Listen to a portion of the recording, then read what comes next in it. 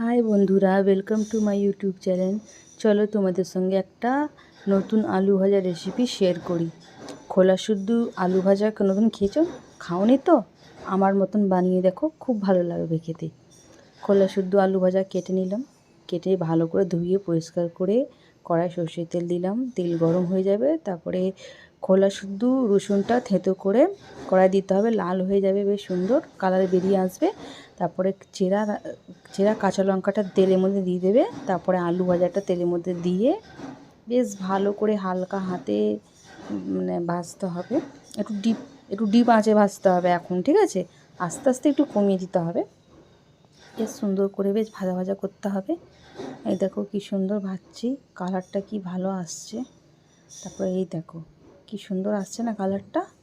ভাজতে হবে, খেতে কিন্তু খুব ভালো লাগবে, একবার নিশ্চয়ই বানিয়ে দেখবে তোমরা। হলুদ দিতে হবে, হালকা হলুদ গুঁড়োটা দিয়ে একটু নাড়িয়ে নিলাম, কেন হলুদের কাঁচা গন্ধটা তো ভালো লাগবে না, সেই জন্য আগেই হলুদ গুঁড়োটার কাঁচা গন্ধটা বেরোবে, ভাজতে ভাজতে বেরিয়ে গেল, ঠিক আছে? তারপরে হালকা নুন দিতে হবে, মানে যতটা নুন দেওয়া যায় ততটাই নুনটা দিতে হবে, দিয়ে বেশ ভালো করে ভাজতে হবে। খেতে কিন্তু খুব ভালো লাগবে। কী সুন্দর একটা গন্ধ বেরিয়ে আসছে।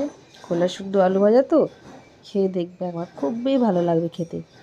মুড়ির সঙ্গে তো আর বেশি ভালো লাগবে। এর মধ্যে যে রসুনটা থেঁতো করে দিয়েছি তো, ওর থেকে আর বেশি গন্ধটা ভালো লাগছে। এই দেখো কি সুন্দর ভাজা ভাজা হচ্ছে।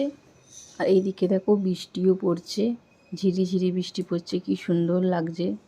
আলু ভাজা, মুড়ি আর চা, বিকালবেলা সময় তো জমে যাবে। দেখো কি সুন্দর হয়েছে, ভাল লাগছে না দেখতে? এই তো রেডি, কমপ্লিট। এবার খাও তোমরা, নিশ্চয়ই বানিয়ে দেখবে। হ্যাঁ।